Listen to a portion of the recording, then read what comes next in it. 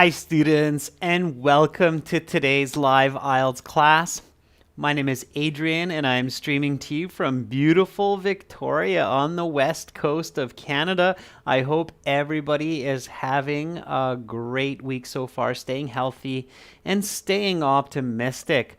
Welcome Carolina, our moderator, and welcome Vipul Anidruh. And to all of the people, Pamma joining in, welcome members as well. In this class, everyone, we are looking at the IELTS listening section. We're going to practice for that perfect Band 9 score. It is absolutely possible. Be confident and practice for it, and that's just what we will do today. This class is presented to you by aehelp.com for academic IELTS success. Please visit us there for the general IELTS. Check us out at gieltshelp.com. That's generalieltshelp.com. On both of our websites, we have lots of materials. We have 6 original practice exams, over 100 hours of HD video lessons, and a fully interactive course for your phone, computer, tablet as well. We will be using our websites today for the listening. This is our academic IELTS website here with the blue background. You can click that big red button to join our premium package. It is a one-time payment for lifetime access. We are an official British Council IELTS registration center and certified agents. For the general IELTS, same idea, green background. Click that big red button. It's a one-time payment for lifetime access, so it is well worth it. Carolina, I'm just looking at your comment. Onisim, congrats. Awesome scores. Onisim, I know you're a student of mine for quite some time, so I didn't see your comment. I'm going to check it out. There it is. Onisim says, hello, sir. Thank you for your help. I got my scores today. Listening and reading 9. Perfect scores. Beautiful. Writing and speaking 7. Overall band score 8. Onisim, congratulations. An overall band score of 8 means you are a very good user of the English language and you are above the average native English speaking level, which is usually about a 7.5 on the IELTS exam. So very good, Onisim. Onisim, please send me an email. I'd love to get your testimonial. If anybody has questions or you would like to send us a testimonial, hopefully Onisim you will do this, please send your inquiries, testimonials to Adrian at aehelp.com. We love to get those. It's those success stories that motivate us to do and give more. All right. Manjot, please do not spam the chat, okay? The cost of our course depends on which country you are in the world. We use geo-pricing to make it more affordable depending on national GDP, so just check it out. Just go to the website and click on Join Course and it'll give you the price. Okay, so we have several more classes this week as well. We'll have classes tomorrow and on Saturday. And for today's class, we are looking at our 4th exam coming from your 2nd exam book.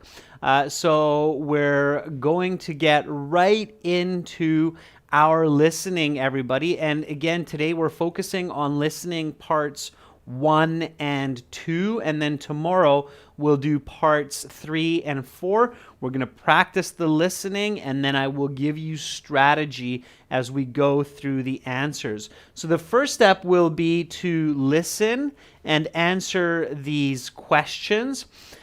When you're listening and answering, please put your answers into a separate document or in a separate piece of paper. Do not put your answers in the chat because if you're giving false answers, you're confusing people. And also, we want everybody to have a chance to answer on their own, okay? So don't put your answers in the chat. Put them separately. I'm just going to hop over to our website here. We'll use the academic one. Of course, I'm logged in as a premium user, so I'm going to go to my student account. And in my student account, I will find all kinds of goodies. The computer-based exams, a full online course, IELTS exams, workbooks, study plans, lesson videos, and I'm going for this one here, which is the audio CDs. Okay. Now in the audio CDs, the CDs are organized according to exams. So this will be CD 4, and it will be track number 1 because it's listening 1. So I'm going to start this in just a second. I'm playing the audio through my headset microphone, so it might be a little bit quiet for you. If it is, turn up your volume. Try to use a headset because I'm at max volume on my end, okay? So here we go, everyone. Let's listen now. And then let me just maximize the volume here. There we go. And then we'll answer afterwards. Okay, so here we go with test 4 listening part 1. Recording is copyrighted by 2 Think One Solutions Inc. and World ESL Tutors. You will hear several different recordings, and you will answer questions on what you hear. There will be time given to read the instructions and questions, and you will be given a chance to check your work. The recordings will be played only once.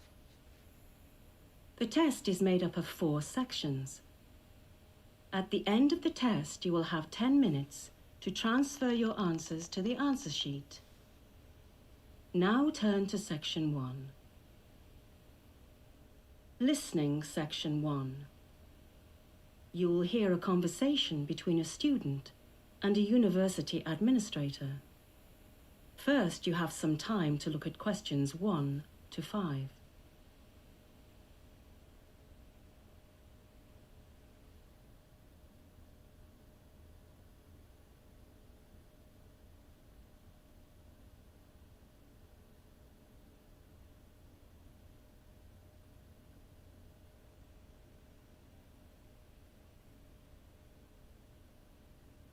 You will see that there is an example.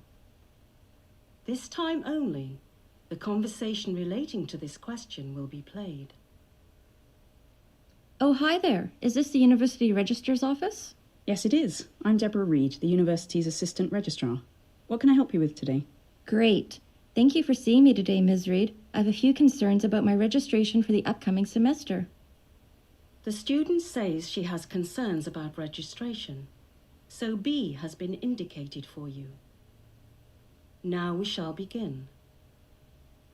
You should answer the questions as you listen, because you will not hear the recording a second time. Listen carefully and answer questions 1 to 5. Oh, hi there. Is this the University Registrar's office? Yes, it is. I'm Deborah Reed, the university's assistant registrar. What can I help you with today? Great. Thank you for seeing me today, Ms. Reed. I have a few concerns about my registration for the upcoming semester. Certainly. What can I help you with? Sorry, what was your name again, Ms.? Anderson, Melanie Anderson. And well, my first question concerns my student record. I'm beginning my 2nd year of uni, but my first didn't go so well. You're worried about your marks then, Ms. Anderson, and how they impact your registration status? Exactly. I don't know my precise average, but it is not good. Could you look into this for me? Absolutely. Could you please spell your last name for me? I've seen it spelt with either an E or an O in the final syllable. It's an E. Andersen. My family ancestry is Swedish. Right then. And the next piece of information I need is your student registration number. Okay, it seems I've left my student identification with my registration number on it in the car. Can I give you some other piece of information or identification? Yes, you can. Along with your surname, I can find your account with your date of birth. Great. It's the 20th of August, 1997. The 20th of August, 1997? Yes, that's right. All right. Let's see your account then. Okay, here it is. Well, I see what you mean about your marks. These are certainly not ideal. However, your average is above the level necessary to proceed to year 2 of your program.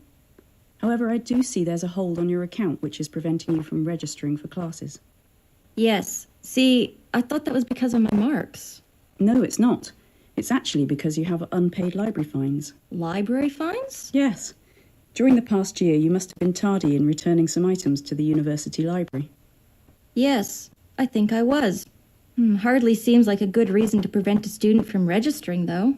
I know how you feel, but books are expensive for the university library to acquire, and we must coerce students to pay fines one way or another. How much do I owe? £6.20. £6.20? Well, I suppose it's a relief the total is so small. You now have some time to look at questions 6 to 10.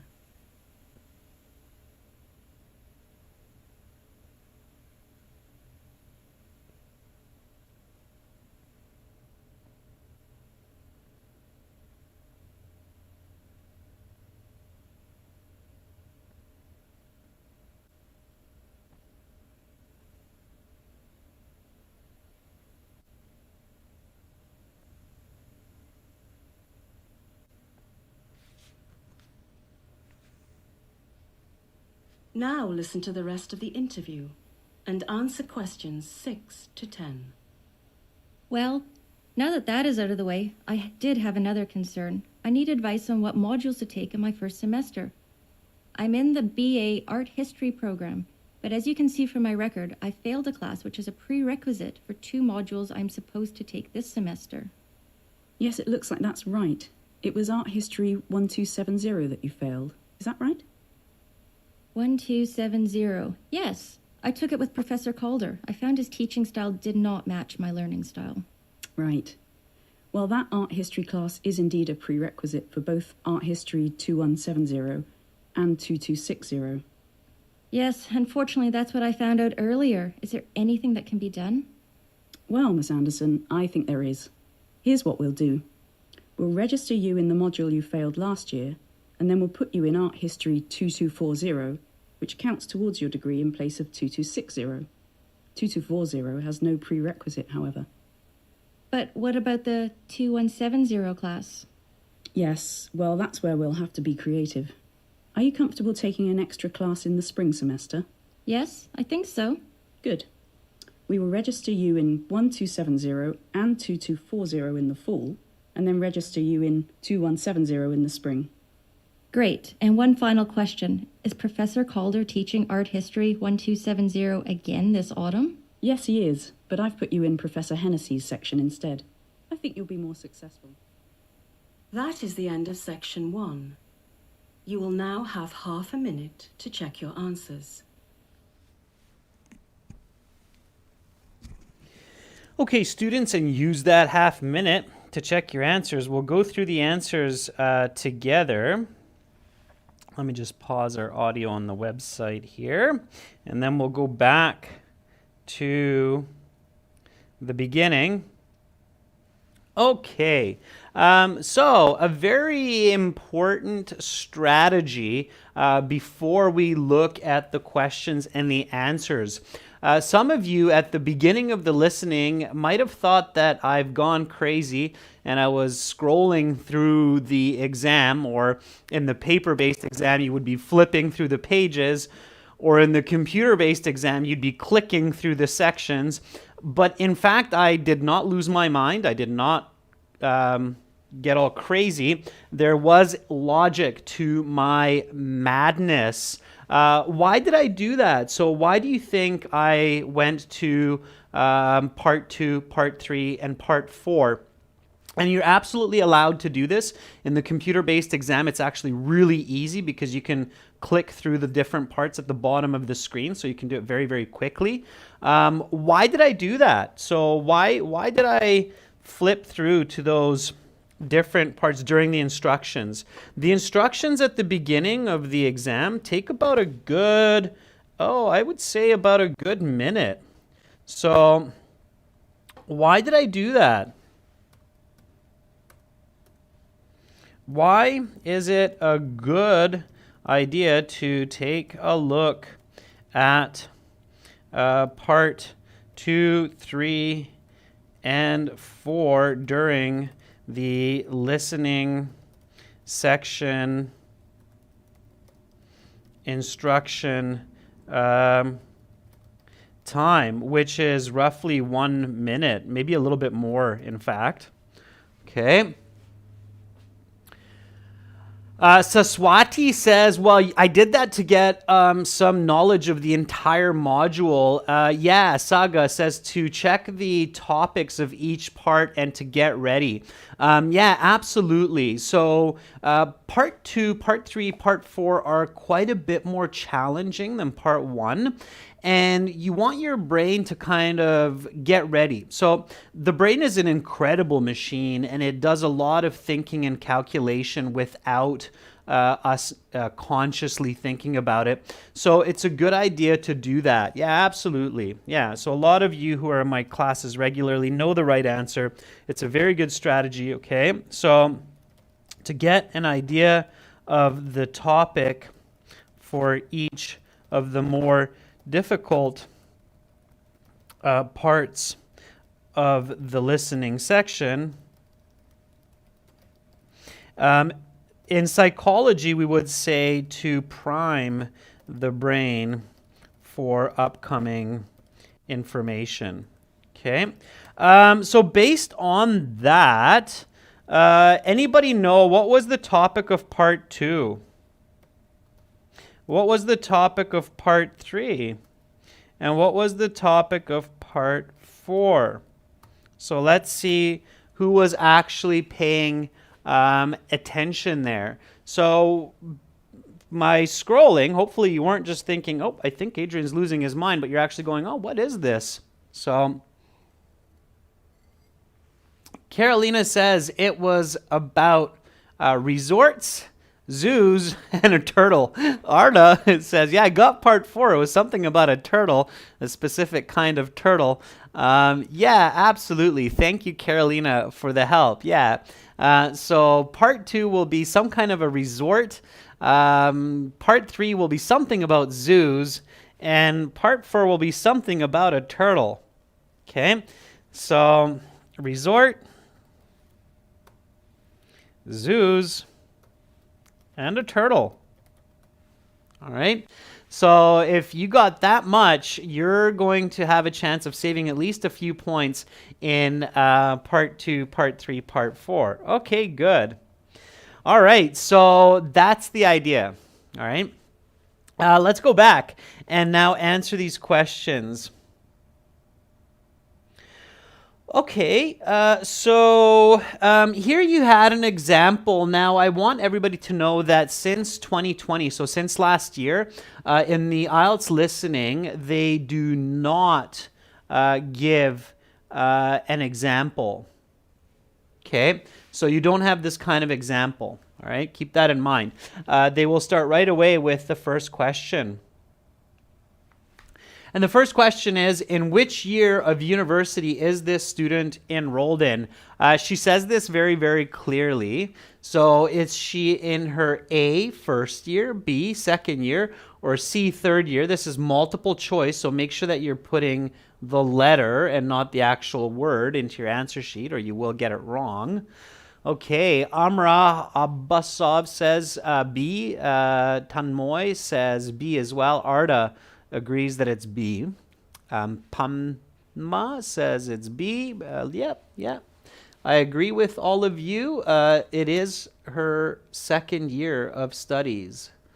So she says, I'm enrolled in my second year, but my first one didn't go so well. Okay.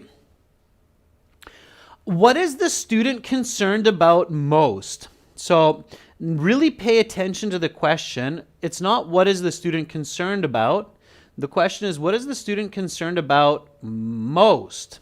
Is she concerned mostly about her marks, her registration status, or her identification for number 2? Okay. For number 2, some of you are thinking A, but some of you are thinking B.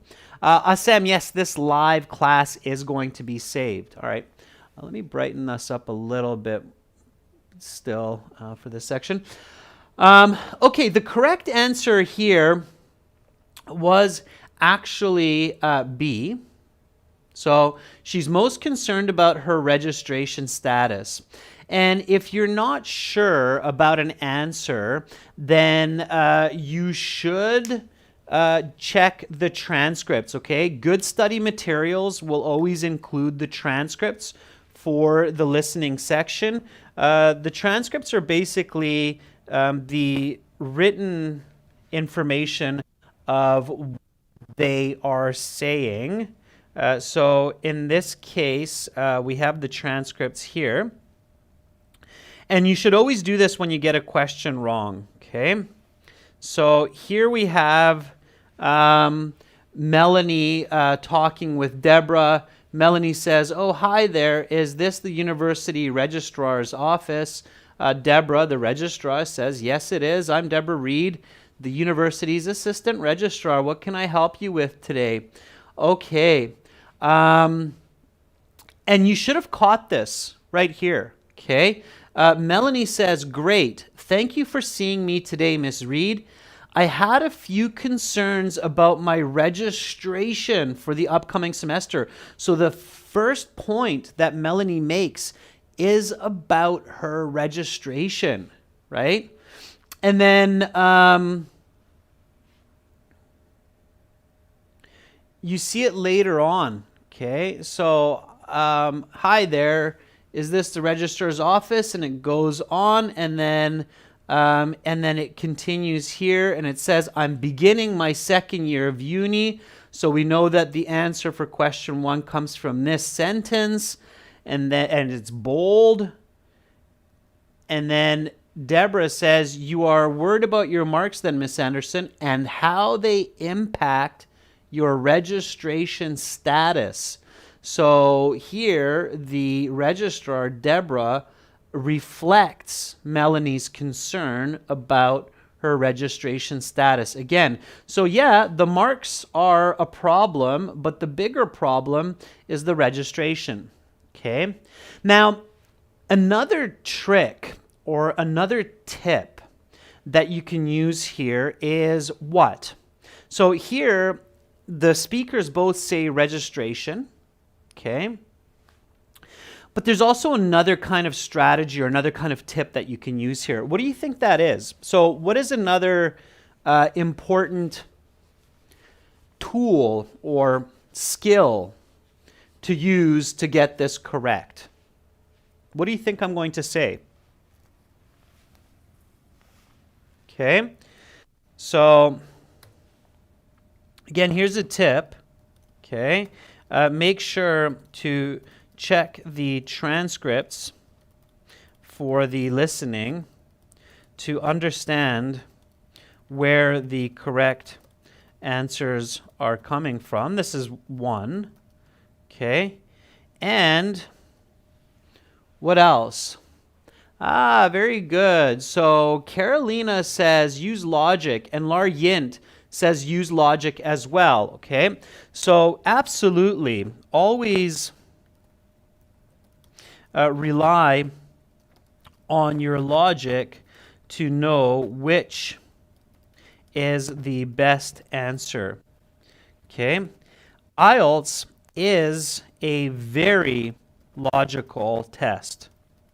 Not always, but for the most part, it's a very logical test. Let me show you what I mean. So if I'm a university student, what would I be more concerned about? A, my marks, or B, being able to register for classes? Answer logically. The answer is B. Okay? So if I have bad marks, if I have C's and D's, yeah, I'm going to be a little bit anxious about that and be like, ugh, this isn't good at all. But of course, if I'm not able to register for my next year of classes, that's going to make me even more worried, right? So think about it logically. Of course, IELTS would choose the logical answer as well. The student's going to be more worried about being able to register than about the marks. Makes sense? Yeah? So even if you miss the information or the idea, think logically, and there's a very, very, very, very, very good chance that you're going to get that correct. Okay? So logic is your friend. Rely on it, use it. Don't panic. When you feel like, oh, I missed it, oh, I don't know what's going on, then instead of panicking and freaking out, use logic. Okay? All right. So, Saswati says yes. Ugul Han says yes. All right. So here we had to complete the notes. Below, it's part 1. Be patient. They will spell it. They will repeat it. Don't panic. So here we need the student's name. We know that her first name is Melanie. What's her surname? So Chinny says it's Anderson with an E. Amrach agrees that it's Anderson. Yes, you can write all uppercase, or you can write with the first letter uppercase, rest lowercase. It is a name. So Anderson. Oops. That's not how you spell it. Maybe I'm so used to writing my own name. All right. So Anderson. There we go. If it's all uppercase, that's okay as well. Just with uppercase, remember that it's slower to write all uppercase and it's easier to make spelling mistakes. Okay. All right. So Anderson. Birthday. When is Ms. Anderson born, or when was she born? Anya says 28th of August. Anya, just make sure that your A is a capital letter. If you write small a, August, you'll get it wrong. Okay. So Amra says it's the 20th of August. The correct answer for number 4 is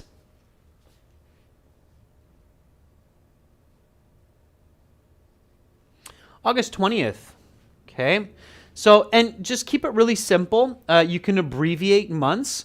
I highly recommend learning the abbreviations for months. Okay. So it's AUG20, AUG.20. You don't need the TH. You don't need the full word. It's faster. It's the easiest way to get 1 point. Okay. Library fines due. They have the pound sign here, so you do not need to write the word pound or the symbol. You just simply need the number. Okay. When the symbol is given, do not repeat the symbol in your answer key. Okay. So Apurbo, Apu, Chini, Tanmoy, Prapan all agree that it is 620. Okay. That is correct. That's all you need there. Rashika and Kashirsha, our members, confer that that's the right number. Okay, good. All right. So when the symbol's given, you don't need it. If there's no symbol, then use the symbol pound. Okay. Always use symbols instead of words for pound, dollar, percent. Okay. Okay, good. Let's keep going.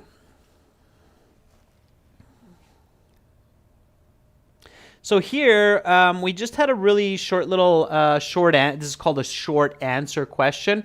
What program is the student in? No more than 3 words for each answer. It's just one question, so we only need 1 answer here, maximum 3 words. Anoop says it's BA Art History. Yeah, that works. Art History would be accepted as well, Kashirsha. So BA or just Art History.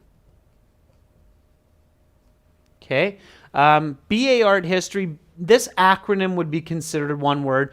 They would not mark you wrong for that. So BA Art History or just Art History is okay as well. All right. BA would be maybe safer because, you know, the IELTS might say, well, is it a master's or is it a doctorate? But it's a BA in Art History. Okay, let's keep moving forward. So this was matching the class number with the correct description. This is a very typical type of question in the IELTS for this kind of information. So we had 3 different classes. Classes are usually by numbers in your syllabus for your college or university programs. Here we have class 2170, we have 1270 and 2260.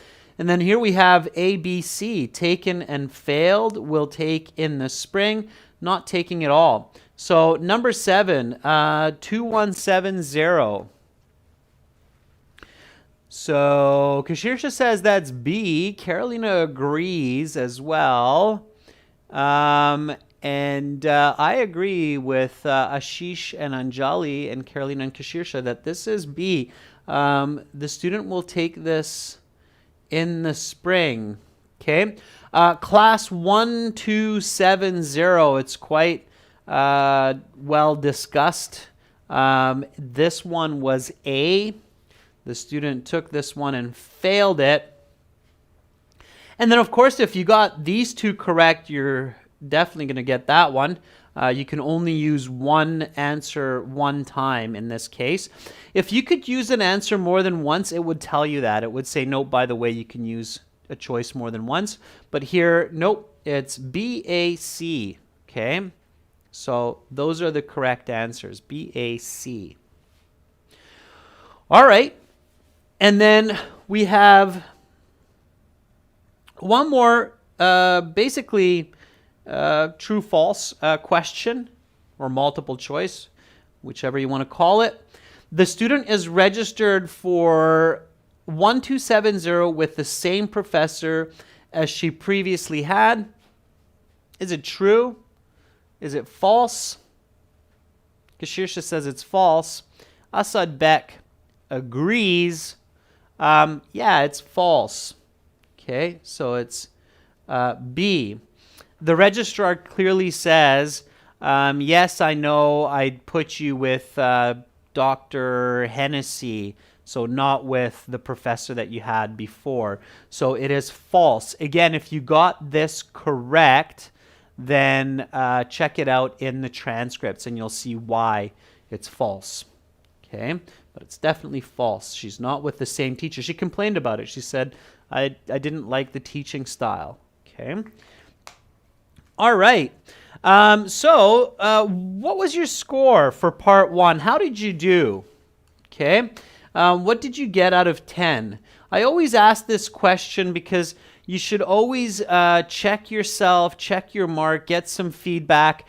Arda says I got 9 out of 10. Anjali says 10 out of 10. Amra got 8 out of 10. Okay. Ideally, for part 1, okay, in a perfect world, your score is 9 or 10. Okay. So your score is 9 or 10. It's because part 1 is the easiest. If you're losing 2, 3, 4 marks in part 1, it will be difficult to get a high band score because part 2, part 3, part 4, they're just going to be more and more challenging. So if you're losing 2, 3, 4 marks, you're going to be losing even more in the next section. So 9 or 10 is your goal. If you got 9, good. If you got 10, great. Nothing better than a perfect score, right? So okay, here we go, everyone. Let's get to part 2 now. We know that part 2 is something about a resort, so some kind of a tour of a resort. Again, I'm going to do the same as for part 1, so I'm going to play the audio through my headset. If it's quiet, turn up the volume, use a headset, and I'm going to darken this up a bit for us now because there's a question that's quite bright. So just give me a second here. Okay, it'll get a little bit darker, higher contrast. Let's see. Yeah. Then you should be able to see that question. Okay, let's do it like that. All right. So again, put your answers separately, not in the chat, so that it gives everybody a fair chance to answer on their own. Okay. And here we go with part 2. So just jumping back to the website. And then now playing track 2, part 2 off of our website here. All right, let's do this.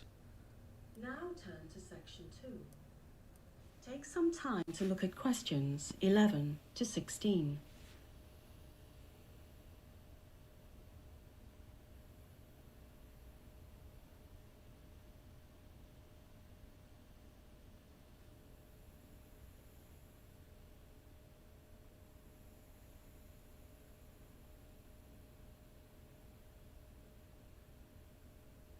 Listening, Section 2. You will hear a woman showing a group of people around an all-inclusive resort hotel. First, you have some time to look at questions 11 to 16. Now listen carefully to the interview and answer questions 11 to 16. I'd like to welcome all of you to the White Sands 5-star resort here in beautiful Varadero, Cuba. Today I'm going to show you the fine features you'll get to experience during your stay here at White Sands. Before we begin, does anyone have any questions? Hi there. Yes, I have a quick question. How long will the tour be? I have to meet the rest of my family for lunch in an hour. Not a problem, sir.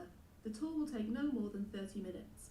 If after this time anyone wants more details on any of the resort's features, I can help them out individually. Any other questions? No? Well, let's get started then. White Sands covers 10 acres of Okay, land. just a sec. It seems like for some people it's a little bit too dark. It's a little bit surprising because I can see it quite clearly on my end still. But okay, let me make it a little bit brighter for you then. If you're finding it that dark, just a sec. There'll be just one question that might be difficult then for you. Just a second, and I'll jump back a bit. Okay. All right. Okay, let me just roll back the audio here. Here we go, and we'll do this again. All right, so let's do it. Hear a woman showing a group of people around an all-inclusive resort hotel. First, you have some time to look at questions 11 to 16. Now listen carefully to the interview and answer questions 11 to 16. I'd like to welcome all of you to the White Sands 5-star resort here in beautiful Varadero, Cuba. Today I'm going to show you the fine features you'll get to experience during your stay here at White Sands. Before we begin, does anyone have any questions? Hi there. Yes, I have a quick question. How long will the tour be? I have to meet the rest of my family for lunch in an hour. Not a problem, sir.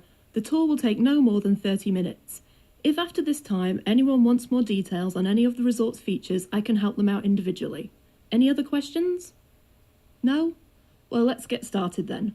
White Sands covers 10 acres of land, including direct access to over 250 metres of pristine Caribbean coastline.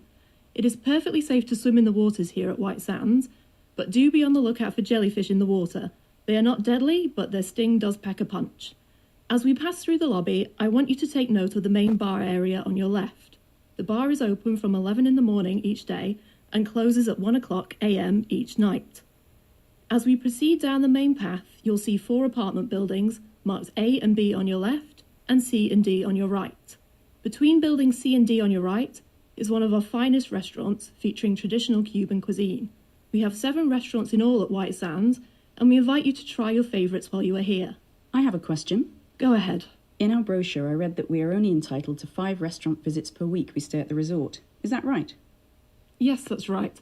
The restaurants are only open for dinner, and reservations are mandatory. You will be able to make reservations at the end of this tour or any time before 5 this evening. When you are not dining at our a la carte restaurants, you may eat at either of our 2 buffet restaurants, which are open for breakfast, lunch and dinner. Additionally, there is a night cafe, which is open until 4 a.m. Does the resort have a nightclub for dancing? Yes, of course. We have a discotheque located at the end of the main resort path, further away from the apartments. This is, of course, for noise reasons. In fact, the discotheque is conveniently located next to the night cafe. And what are the discotheque's hours? It opens at 8 in the evening and closes at 3 a.m. early the next morning. Last call for drinks is at 2:45. You now have some time to look at questions 17 to 20.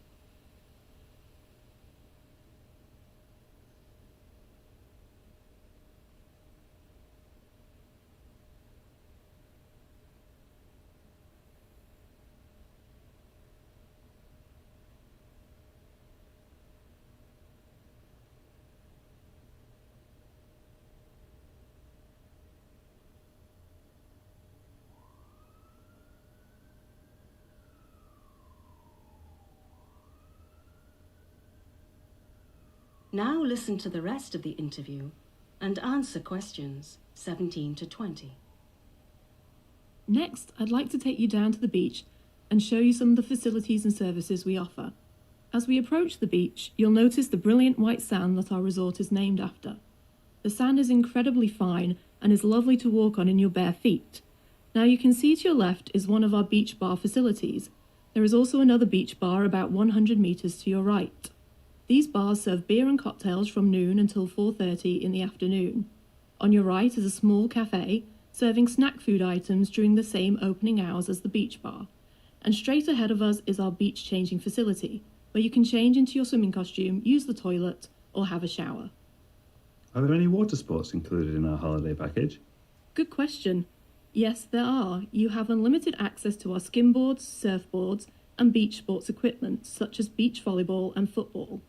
Additionally, you may sign up for windsurfing at our activity desk, located adjacent to the resort lobby. Finally, you may also register for our weekly water polo tournament, which is held each Friday afternoon at 2:30. Does anyone else have any? That is the end of section 2. You will now have half a minute to check your answers. All right, students, and always use that half minute to check your answers. Let me just stop the audio on our website here, and then we'll get back to answering these questions together. Okay. So, number 11. Approximately how long will this tour be according to the guide?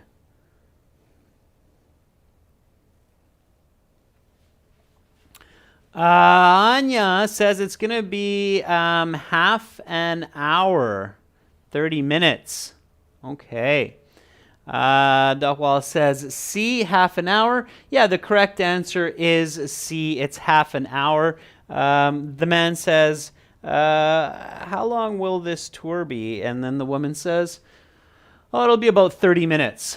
So you don't see 30 minutes, you see the paraphrased half an hour. It's very common that the answers are paraphrased, okay? So don't expect to see the exact same. So the correct answer is C, all right? C. Okay, now this type of question can be a bit challenging. It's good to take notes for this type of question. So what are 4 features of the resort? What's included in the resort? Here you have 4 points because this is questions 12 to 15. The order does not matter. So number 12 could be D, Anoop, because D is a correct answer. There are 4 apartment buildings. So D is one of the correct answers. What are the other 3? And again, it doesn't matter what order you put them in. You just have to get them correct. Rashika says E. There's a number of restaurants. Yeah, I think they said 7 in total. Apurbo says A should be one of the correct answers because there is a night cafe, and that's correct as well. There's no deadly jellyfish because they pack a punch, but they're not deadly. And the last answer that's correct there is direct beach access. Okay, so she says very clearly that you have direct access to 250 yards of pristine coastline, something like that. So A, D, E, and G. Okay. She does not mention the dozen acres of land, and there are 2 buffet restaurants, not several buffet restaurants, and there's no 24-hour Cuban restaurant. Okay? All right, and the jellyfish are not deadly. All right? So the other point, of course, that you have to pay attention to is features of the resort. Deadly jellyfish would not be a feature of a resort. Okay? All right? Okay, so again, logic, right? Pay attention to the questions and the answers. Deadly jellyfish are not a feature of a resort. Okay. What time is last call at the discotheque? Very clearly, the answer here was B, 2:45. Okay, so closes at 3. Last call is at 2:45. That means it's your last chance to order a drink. Is at 2:45. Okay. All right. This one you had to choose the correct diagram. So what's the configuration of the buildings on the beach? So she says directly left of the entrance, you will see a beach bar. And there's, of course, another beach bar directly to the right. The one identifier that was a little bit tricky was this cafe. Eventually, she mentions that the cafe is located to the right of the entrance. Okay, so the one that matches is D. All right, so I hope everybody got D there because the cafe matches with the right. So this was the correct answer, so D was the right answer there. Okay, all right.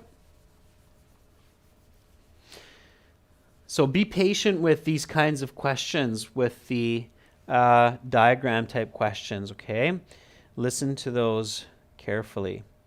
All right, these answers came quite fast, so my bad for not getting to these as quickly as I should have. It's a little bit more challenging doing it in this way, but on the test you'll get there. So sometimes be ready. The questions and the answers do come quickly in sequence. So here the beach bars serve beer and cocktails from noon until what time?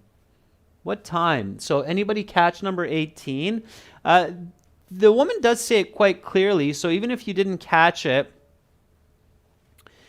4:30. So she's speaking quite fast here, but she says the beach bar serves beer and cocktails from noon until 4:30 in the afternoon. You do not need to put PM because you have in the afternoon. Okay, so this gives you a tip. Now, even if you missed 4:30, okay, you know that it would be from noon until, anybody know what time does evening begin in English? So according to English, what is the start? What time is the start of the evening?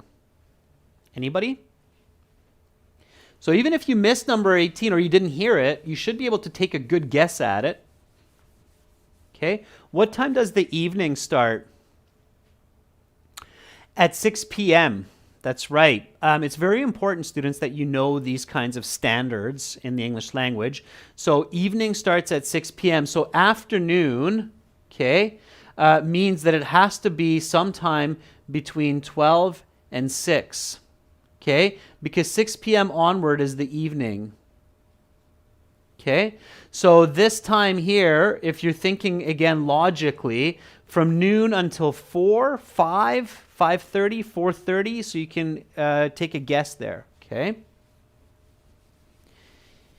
Evening time starts at 6.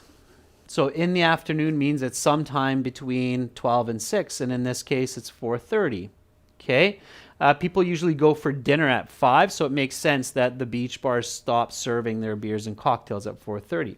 In addition to the small cafe on the beach, we also offer changing what? So we also offer changing, they're called changing rooms in the US or Canada, but in the UK and I think Australia as well, they use a different word, so they don't say changing room. They say changing facility. Yeah, changing facility. Absolutely. Where you can change in and out of your swimming costume.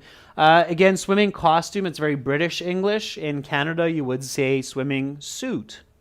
Okay. We also offer plenty of sports at the resort, whether it is skimboarding, beach volleyball, football, windsurfing, or our once a week something tournament. We have activities for everyone. What kind of a tournament?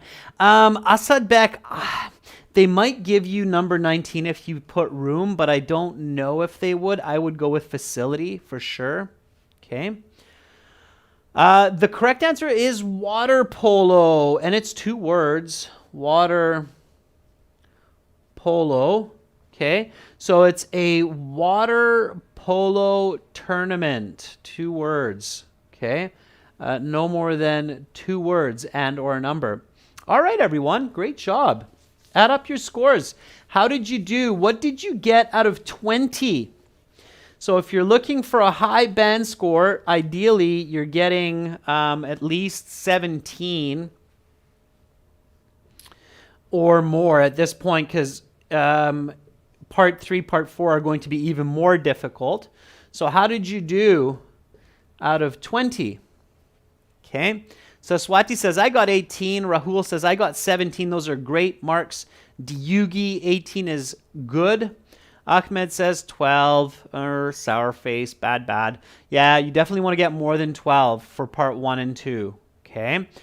16, Dawal, is... all right. So you're close, but you want to work to get a little bit more. All right. If you're getting 15 or less, Araf, you got to work, because part 3, part 4 are going to be more challenging. All right. Okay. All right, everyone. So tomorrow at the same time, we're going to do part 3 and part 4 of this listening. In the meantime, I highly recommend checking us out at aehelp.com for academic IELTS and gieltshelp.com for general IELTS. On both of those websites, you'll find lots more listening exams. And again, it's a one-time payment for lifetime access. So it's well worth getting those exams and HD video lessons and apps for your phone so you can study anywhere. You just got to click that big red button. One-time payment, lifetime access. Okay. Omkar, if you found that there's a problem in the premium package of any sorts, just send us an email so we can help you out and let you know what's going on. Okay. All right. Any questions, anyone? Send me an email. Adrian@aehelp.com. That's it for today. I will be back tomorrow with listening parts 3, part 4 at the same time. We'll do it together just like this so that we can get an idea of our band level and get some more strategy to get some higher scores. Thank you so much for being with me and for all of your effort. I hope to see you tomorrow. Thank you to our moderator, Carolina. Thank you to our members. Have a lovely rest of your day. If it's late in your country, then sweet dreams. Bye for now. I'm Adrian, signing out from beautiful Victoria on the west coast of Canada. Bye, everyone.